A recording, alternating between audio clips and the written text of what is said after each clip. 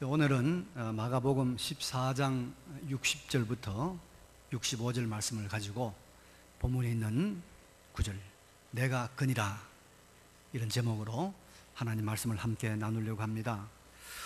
여러분, 이번 추석에 아무래도 우리가 교통을 많이 이용하게 될 것 같아요. 특별히 차를 이제 몰고 다니시는 분들은 교통법규를 잘 준수하시길 바랍니다. 그래야 우리가 사고 위험도 없고, 또 요즘 범칙금이 상당히 올랐습니다. 그래서 범칙금도 우리가 피할 수가 있습니다. 근데 이 교통 단속하는 경찰관들이 가끔씩 보면요, 함정 단속을 합니다. 거기 꼭 모든 사람들이 위반할 만한 그런 데 딱 숨어 있다가 딱 위반하면 잡습니다. 함정 단속하죠. 저도 몇 번 걸렸는데요. 그런데 이제 또 경찰이나 검찰들이 부처 사람들을 잡아서 조사할 때도 그런 비슷한 방법을 써요. 이게 유도신문이라고 한 것입니다. 유도신문. 이렇게 그 답을 하도록 유도하고 그 말만 딱 하면 바로 죄가 되는 그런 유도신문이라는 걸 흔히 사용하죠. 오늘 본문에는 예수님께서 유도신문을 당하는 아주 그런 장면이 나타나고 있습니다.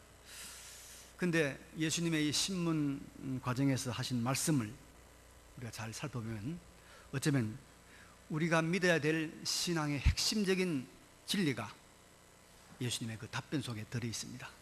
그리고 또 우리 신실한 성도가 걸어가야 될 우리의 갈 길에 대한 해답이 나와 있습니다. 예수님께서 목요일 밤 겟세마네 동산에서 체포가 됐죠.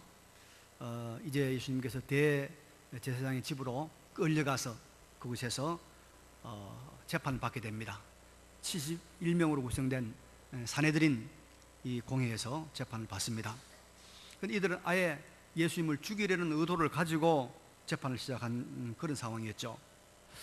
그래도 재판의 절차상 증인들은 꼭 필요하고 증거가 필요하니까 여러 증인들을 동원했지만 이들의 증거가 일치하지 않습니다. 왜냐하면 다 거짓 증인들이기 때문에 그렇다, 그런 말입니다.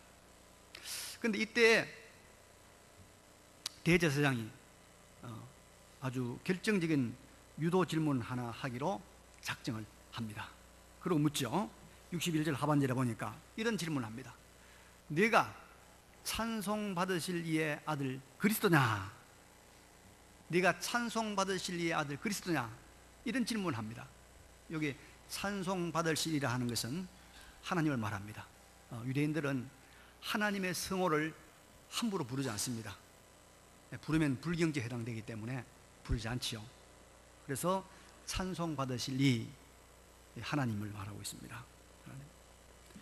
네가 바로 하나님의 아들 그리스도냐? 이렇게 묻는 것이죠. 근데 그 당시에 누구든지 사람으로서 자신을 하나님의 아들 그리스도라고 말하면 그것은 바로 신성모독에 해당 죄가 됩니다. 다시 말하면 하나님을 대적하는 죄가 된다 말입니다. 신성모독이란 말은 하나님을 대적하는 것. 이것은 바로 사형에 해당하는 죄가 됩니다. 그만큼 무거운 죄가 됩니다. 대제사장은 예수님에게 이 무서운 말을 가지고 이제 유도신문을 하는 겁니다. 네가 하나님의 아들 그리스도냐? 찬송받으실 이의 아들 그리스도냐? 묻는 겁니다. 그런데 예수님은 이 엄중하고도 심각한 질문 앞에서 예수님은 거침없이 뭐라고 말합니까? 내가 그니라. 유도신문에 딱 걸려든 거죠. 내가 그니라. 그러니까 대제사장은 더 이상 증인이 필요 없다. 옷을 찢죠. 왜냐하면 그 당시 재판할 때 신성모독의 말이 나오면은 재판정에 있는 최고 재판장이 자기 옷을 찢고 자기가 증인이 되는 거예요. 그 재판장에 앉은 재판하는 사람이 증인이 되면 더 이상 다른 증인이 필요 없는 거죠. 그래서 옷을 찢고 자기가 증인이 되면서 더 이상 무슨 증인이 필요하냐 이런 발언을 하게 되는 것입니다.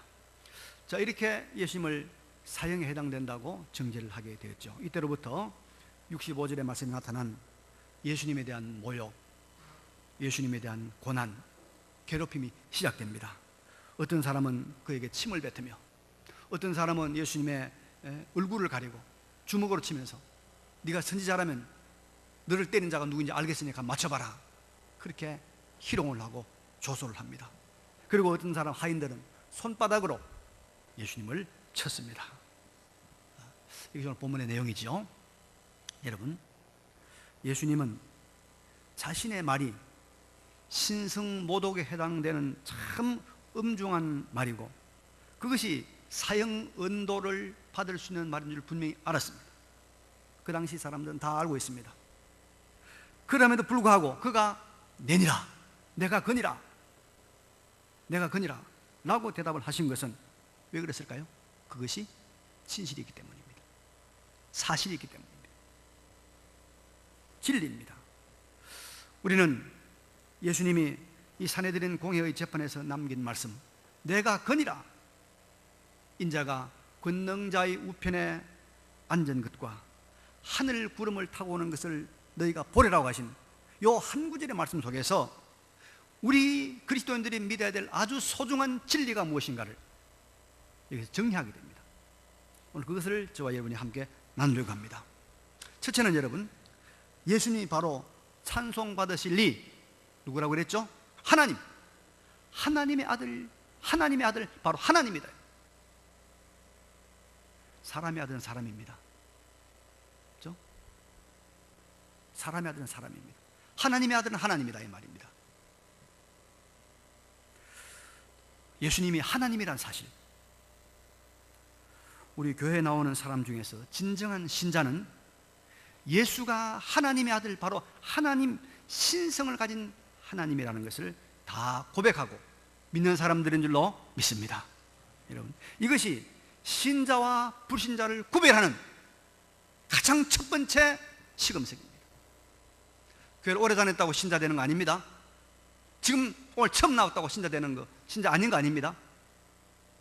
예수가 하나님의 아들이냐 아니냐, 예수가 하나님이냐 예수가 인간이냐, 이걸 믿느냐 안 믿느냐가 신자와 불신자를 구별하는 기준입니다.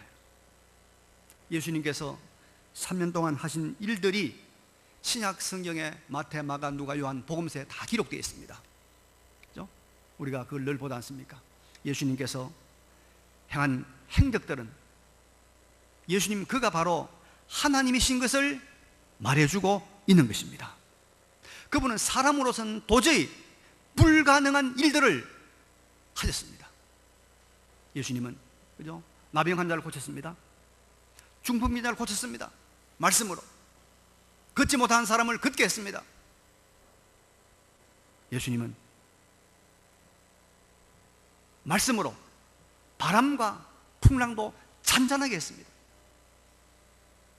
말씀으로 바람과 바도 잔잔하게 했습니다. 보리떡 5개, 물고기 2마리로 5,000명 이상의 수많은 군중을 다 먹이신 분이 예수님입니다. 자연 법칙을 그 어떤 인간도 한가할 수 없고 거부할 수 없는 자연 법칙을 예수님은 자유롭게 말씀으로 명령하신 분입니다. 그리고 예수님은 죽은 자를 살렸습니다. 죽은 지 나흘이나 돼서 냄새가 나요. 죽은 지 나흘이나 냄새가 난 나사로를 보고 나사로야 나오라, 나사로가 살아서 나왔습니다. 나인성 과부의 아들이 죽어서 상녀에 실려서 지금 장례를 치르고 있습니다. 그 상녀를 붙들고 예수님께서 나인성 과부의 아들을 살렸습니다. 예수님이 생명의 주인이란 말입니다.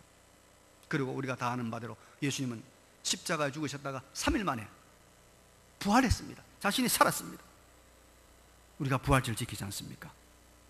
부활절.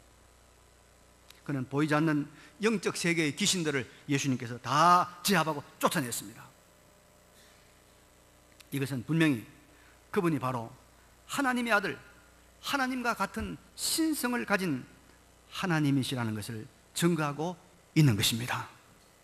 그분은 영원 전부터 살아계시다가, 하나님으로 살아계시다가 때가 되어서 우리를 죄에서 구원하시려고 동정녀 마리아의 몸을 빌려 사람의 몸으로 오신, 사람의 몸을 입으신 하나님, 이분이 예수라는 것, 내가 거니라 믿으시기 바랍니다. 내가 거니라, 네가 찬송받으실 하나님의 아들 그리스도냐? 예수님께서 내가 그니라. 내가 그니라. 우리가 이단들을 들으면 안 됩니다. 근데 이 사실을 확실히 붙잡으면 우리가 이단에 빠지지 않을 수 있습니다. 수많은 이단의 교주들이 은근히 주장하는 것이 뭐냐면요, 자기가 예수라는 거예요. 자기가 예수와 동급이라는 거예요.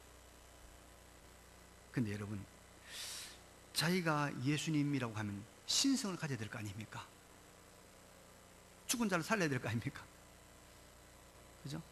초자연적인 기적을 베풀어야 될 거 아닙니까? 이걸 요구하면 어떤 이단 교주도 다 물러가고 맙니다. 그렇지 않겠습니까? 또 이단들이 궁극적으로 요구하는 것이 여러분 뭐냐면 다 돈입니다. 돈입니다. 근데 신성을 가진 존재라면 여러분 돌을 가지고 황금 만들면 되잖아요. 돈 요구할 필요가 없지 않습니까?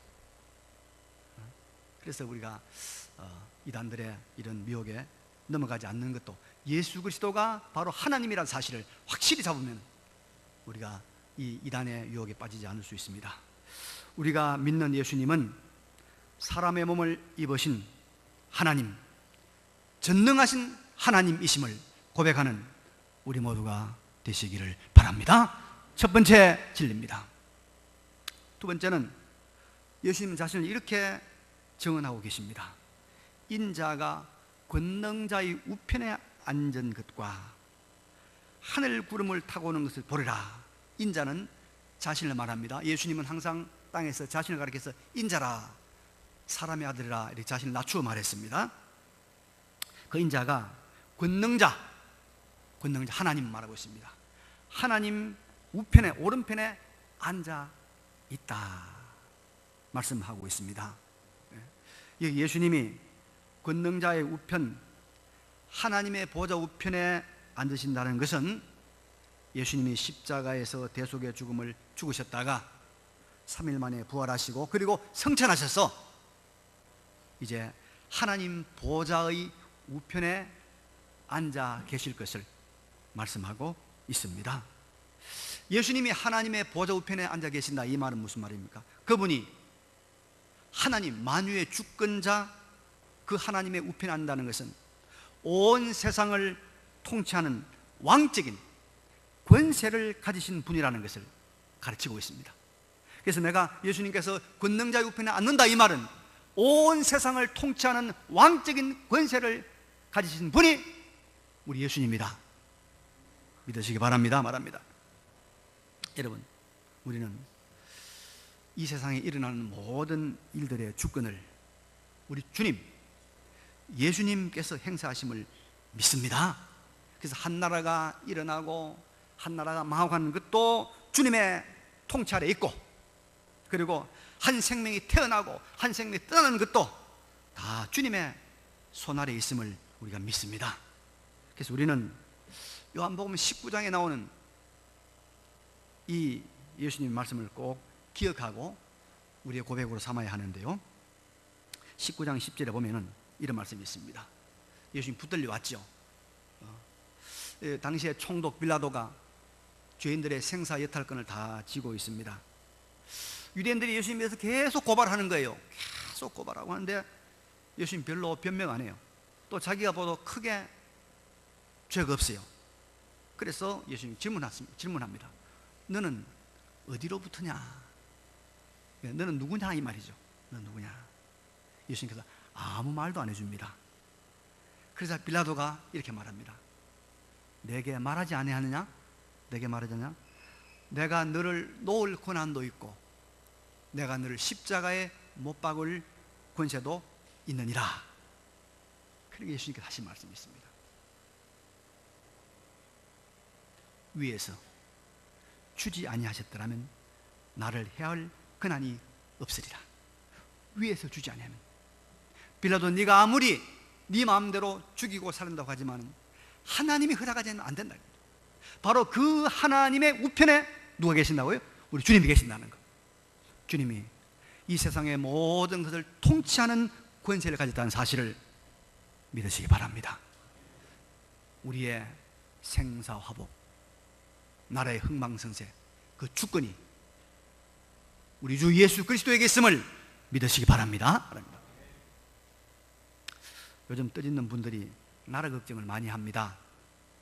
근데 여러분, 나라가 망할 때는요, 항상 두 가지 현상이 나타납니다. 하나는 뭐냐면은 외부의 압력과 외부의 침략이 있습니다. 이민족의 침략이 있다든지 다른 나라의 침공이 있습니다. 우리나라가 지금 북한의 핵 공격에 직면해 있잖아요. 중국에 우리가 여러 가지 또 사드로 인한 경제적 보복에 우리가 지금 처해 있습니다. 외적인 위협이 맞죠? 그런데 이런 외적인 침략이나 위협만 가지고 나라를 망하지 않습니다. 한 가지가 동반돼야 됩니다. 그게 뭐냐면 내부 분열입니다. 내부 분열. 내적으로 서로 싸우고 하나가 되지 못하는 것이 겹치면 그때 나라가 망합니다. 그런데 지금 우리나라 한번 내부 분열을, 우리나라가 내적인 모습을 좀 볼까요? 여러분 어떨까요? 우리가 지금 하나가 되겠습니까? 지금 현재 대통령과 옛날 대통령들이 서로 싸우는 그런 형국 아닙니까? 그죠? 좌파가 우파 싸우는 형국 아닙니까? 기업과 또 노동자가 싸우고 여당과 야당이 싸우니 참 우리가 걱정스럽죠. 잘못하면 이 내부 외환이 겹치면 나라가 망해요. 나라가 망해요. 이 대한민국이라고 해서 안 망한다는 보장이 없습니다. 역사에 수많은 나라들이 명멸했습니다. 수많은 민족들이 일어섰다가 망하게 되었습니다. 정신 차려야 됩니다. 그렇지만 우리에게 한 가지 희망이 있습니다. 권능자의 우편에 앉아 계신 분, 모든 역사의 일들을 주관하시는 우리 주님께서 이 나라를 붙들면 이 나라 망하지 않을 줄로 믿습니다. 망하지 않습니다. 그분이 허락하지 않으면, 그분이 주지 아니하시면 절대로 전쟁 일어나지 않습니다. 그분이 우리에게 평화를 주시고 안녕을 준다면 우리는 안녕과 평화를 계속해서 누릴 수가 있습니다. 이분께 매달리고 이분이 기뻐할 만한 의와 경건과 사랑과 순종으로 살아가는 우리 모두가 되어야 될 줄로 믿습니다. 권능자의 우편에 계신 왕적 권세를 가지신 예수 그리스도, 우리가 고백해야 될 두 번째 신앙입니다. 세 번째는 우리가 예수님께 대해 알아야 될 것은 예수님이 구름을 타고 오는 것을 본다. 마지막에 구름을 타고 반드시 오신다, 이 말입니다. 이 말은 무슨 말이냐면 예수님이 역사의 종말에 구름을 타고 재림하셔서 이 세상, 이 우주를 심판하시는 것을 말씀하고 있습니다. 우주의 최고의 재판관으로 예수님께서 등극하신 날이 온다는 것입니다. 여러분, 가을이 오지 않습니까? 가을이 왔습니다. 추수의 계절입니다. 어떤 사람은 기뻐하고 어떤 사람은 슬퍼합니다. 땀 흘려 열심히 일한 농부는 풍성한 추수를 맞이하게 되니까 기쁘고 즐겁죠.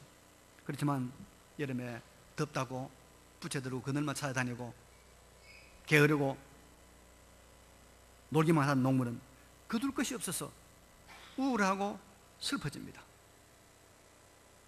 농부에게 그 수고한 것에 대한 결과를 심판하는 추수때가 반드시 있듯이 인생의 인생의 심판때가 반드시 있다는 것 우리가 다 알고 있습니다. 그런데 그 마지막 심판장의 중앙에, 마지막 심판장의 그 한 중앙에 가장 높은데 누가 앉아 심판하느냐? 바로 우리 예수님입니다. 우리 예수님이 심판합니다. 우리가 믿고 우리가 헌신하고 우리가 섬기고 우리가 순종하였던 그분이 그 심판장에 가장 중앙에 가장 윗자리에 앉아서 우리를 내려다 보고 심판하실 것입니다. 그 심판 자리에서 많은 것들이 뒤바뀔 것입니다. 많은 것들이 바뀔 거예요. 우리나라만 봐도 여러분, 정권이 바뀌니까 바뀌잖아요. 장관으로 국회의원으로 잘 나가는 사람들이 쇠고랑 차고 줄줄이 감옥으로 가는 거 보지 않습니까? 또 모릅니다. 그들을 감옥에 보냈던 사람들이 다시 쇠고랑 차고 감옥에 가는 그 모습을 보게 될지 우리는 모릅니다. 그런데 감옥에 간 사람이든지 감옥으로 보낸 사람이든지 모든 사람이 반드시 한 번 최후의 심판, 최종적인 재판을 받아야 합니다. 예수님으로부터 받습니다. 그때 주님은 우리 믿는 자들을 바라보시면서 이렇게 말씀하실 것입니다. 저 사람들은 내가 아는 사람들이다. 저 사람들은 세상 사람들이 나를 모른다고 말할 때 예수가 누구냐? 예수가 밥 먹여주냐? 예수가 추세시켜주냐? 예수가 돈 벌어주냐? 하면서 나에게 빈정댈 때 주님은 나의 구주십니다. 주님은 나의 왕이십니다. 주님은 나의 주인입니다. 나는 가난해도, 나는 부유해도, 나는 비천해도, 나는 높은 자리에 가도 주님을 따르겠습니다 라고 고백하였던 사람들이다. 저 사람들의 죗값은 내가 이미 십자가에서 다 갚아 주었다. 저 사람들의 나로 인한 수고와 눈물과 고생과 외로움과 아픔을 내가 안다. 저들을 내 곁으로 데리고 오너라. 주님 우리에게 그렇게 말씀하실 줄로 믿습니다. 이 주님의 위로와 이 주님의 칭찬을 받는 우리 모두가 되시기를 바랍니다. 최고의 재판장, 그분 앞에 한번 설 거예요. 그분 앞에 설 거예요. 그때 우리가 뭐라고 말할 것입니까? 그때 주님의 칭찬 받을 수 있는 그런 삶을 사시기를 바랍니다. 우리가 예수님의 고백할 것 세 가지. 그분이 하나님이다. 그분이 하나님이다. 그분이 이 세상의 통치자다. 그분의 허락이 떨어져야 모든 것이 다 이루어진다. 그리고 그분이 마지막 역사의 종말의 최고의 재판장이다. 이 사실을 믿으시기 바랍니다. 그런데 여러분, 그 예수님이, 그 우주의 재판장이고 그 하나님이신 예수님이 오늘 본문에 보니까 어떤 대접을 받고 있습니까? 어떤 대접 받나요? 65절에 어떤 사람은 그에게 침을 뱉으며 그의 얼굴을 주먹으로 치며 이르되 선지자 노릇을 하라 하고 하인들은 손바닥으로 치더라. 여러분, 한번 침뱉음을 받아본 사람이 있습니까? 평생 동안 그 수치와 수모를 잊지 못할 것입니다. 아무도 침뱉음을 당한 사람이 없지요. 얼굴을 가리고 주먹으로 치면서 네가 선지자라면 너를 때는 내가 누군지 알아봤자 봐라. 조롱을 합니다. 국가대표 축구선수가 다리를 다쳐가지고 기부스를 하고 있는데 그 사람을 골대 앞에 세워놓고 너 국가대표 선수라며 차서 골인 시켜봐. 그래 조롱하는 같은 말 아닙니까? 그리고 손바닥으로 칩니다. 손바닥 어디를 때렸을까요, 여러분? 머리를 때렸을까요? 팔을 때렸을까요? 손바닥으로 뺨을 때렸겠죠. 우리 신학교 때 고난주간을 앞두고 이 가르치는 교수님이 예수님의 그 손바닥을 맞은 것을 한번 우리가 한번 직접 당해보자. 이래서 이 신학생들을 두씩 짝을 씌워놓고 마주보고 뺨을 치라는 거예요. 뺨을 탁 하나 치는데 얼마나 아픈지 나도 탁 쳤어요. 얼마나 화끈거리는지 몰라요. 예수님의 종들이 예수님을 때렸으니까 얼마나 힘있게 때렸을까요? 얼마나 고통스러웠을까요? 그런데 여러분, 예수님의 모든 고난, 모든 수모, 모든 부끄러움은 다 우리의 구원을 위한 대속의 고난이고 대속의 수모이고 대속의 고통인 것입니다. 우리를 대신해서 당하시는 것입니다. 그래서 이사야 53장 4절 이하에 이런 말씀이 있죠. 우리 사랑하는 말씀. 그는 실로 우리의 질고를 지고 우리의 슬픔을 당하였거늘 우리는 생각하기를 그는 징벌을 받아 하나님께 맞으며 고난을 당한다 하였노라. 그가 찔림은 우리의 허물 때문이요 그가 상함은 우리의 죄악 때문이라. 그가 징계를 받음으로 우리는 평화를 누리고 그가 채찍에 맞음으로 우리는 나음을 받았도다.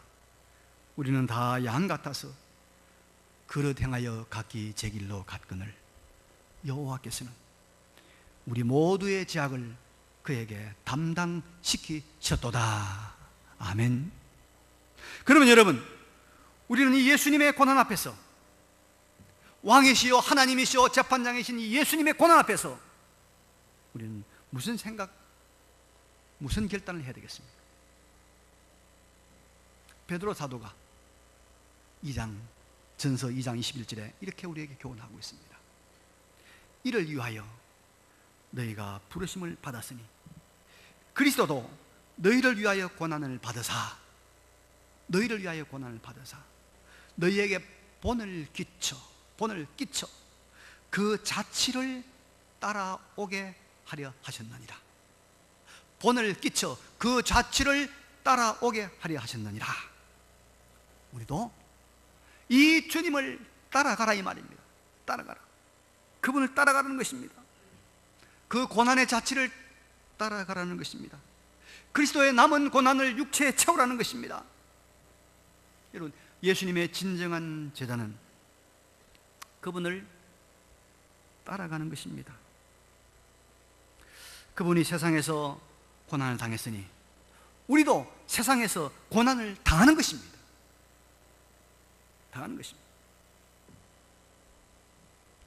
여러분, 좋은 이발사가 되려면요, 네? 제가 이발사 물어봤어요.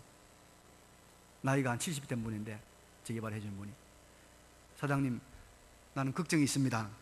무슨 걱정이 뭐래요? 그래서 사장님 돌아가시면 제 이발 누가 하죠? 염려하지 마라 그래요. 요즘 학원도 많이 있다고 그래요. 그런데 학원에서 이발 기술 배운 사람들은 머리 잘못 깎는데요, 진짜 잘 깎는 이발사가 되려고 하면 이발소에 들어와서 머리 감고 청소하고 심부름하고 어깨너머로 수년 동안 따라다니면서 배운 사람이 진짜 머리 잘 깎는 이발사래요. 요즘 그런 이발사가 잘 없대요. 그런데 병원에서 인턴 레지던트들이 여러분 그 병원에서 전공의 공부하는 과정 보면 정말 엄청 엄격합니다. 보세요. 과장 선생님 가면 옆에 다 따라가잖아요. 따라가서 일일이 봅니다. 잠도 못 자고 합니다. 다 배웁니다. 이 도제식으로 배우죠. 따라가게. 그래야 훌륭한 의사가 되고 훌륭한 이발사가 되는 겁니다. 예수를 따르는 사람들, 진정한 예수님의 제자들은 예수님을 따라가는 사람이에요. 예수님을 따라가는 사람, 예수님의 그 고난의 길을, 그 십자가의 길을 따라가는 사람이에요. 그래서 예수의 제자들은 세상의 영광, 세상의 성공, 세상의 화려함을 추구하지 않습니다. 물론 그것을 배척하지도 않습니다. 그러나 그것을 추구하고 가는 것이 아니에요. 언제나 주님이 가신 길, 십자가의 길을 지고 가는 삶을 사는 것입니다. 그래서 항상 우리에게 무엇입니까? 짐이 있어요. 항상 우리에게 기도할 것이 있습니다. 항상 우리가 수고하고 고생할 것이 있습니다. 욕먹음이 있다 이 말입니다.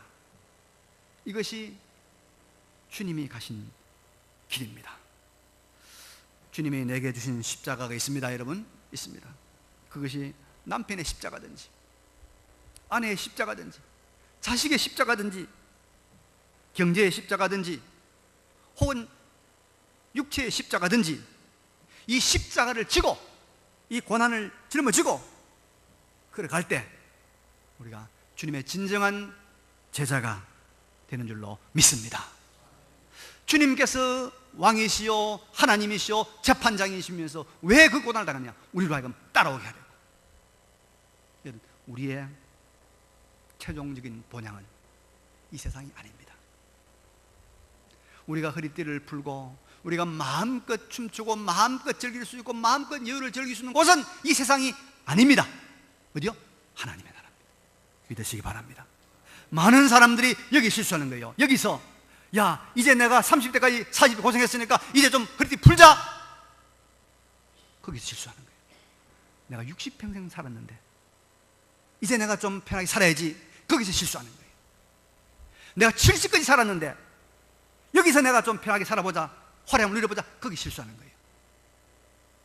우리가 쉬고 영광과 우리가 기쁨을 누릴 곳은 이 세상이 아니라 하나님의 나라인 줄로 믿습니다. 우리가 사는 동안 우리에게 항상 뭐가 있다고요? 주님이 지셨던 십자가 고난이 있어요. 늙었다고 십자가 없는 자입니까? 십자가 있습니다. 퇴직했다고 십자가 없는 자입니까? 십자가 있습니다. 병 나았다고 십자가 없는 자입니까? 있습니다. 마지막까지 우리에게 주어진 십자가 잘 지고 가는 예수의 신실한 종이 되시기를 바랍니다. 말씀 정리합니다. 우리가 오늘 꼭 알아야 될 세 가지. 첫째, 예수님은 하나님입니다. 사람의 몸을 입으신 하나님입니다. 두 번째, 이 세상의 모든 흥망성쇠, 이 세상의 생사복의 주권이 누구에게 있다고요? 하나님께 있습니다. 여러분, 사업 성공하고 싶죠? 하나님께 있습니다. 주님께 있습니다. 건강하고 싶죠? 예수님이 허락해야 됩니다. 예수님이 허락해야 돼요. 행복하고 싶죠? 예수님이 허락해야 됩니다. 마지막, 주님의 심판대 앞에 다 서게 될 것입니다. 그때 너 수고했다, 내가 네 눈물을 한다, 네 고생을 한다, 네 믿음을 한다. 주님께서 우리를 이렇게 칭찬하고 우리를 위로하는 우리의 마지막이 되시길 바랍니다. 그 길을 걸어가는 우리의 길이 뭐입니까? 십자가의 길입니다. 마지막까지 우리에게 주어진 십자가 잘 지고 가는, 특별히 이번 한 주간 우리가 무슨 십자가 만날지 모르겠어요. 무슨 우리가 고난과 어려움과 또 혹은 욕먹음을 당할지 모릅니다. 주님이 가신 길 승리하시기를 간절히 바랍니다. 이 말씀을 기억하시면서 잠깐 통성으로 기도하겠습니다. 걸어가시고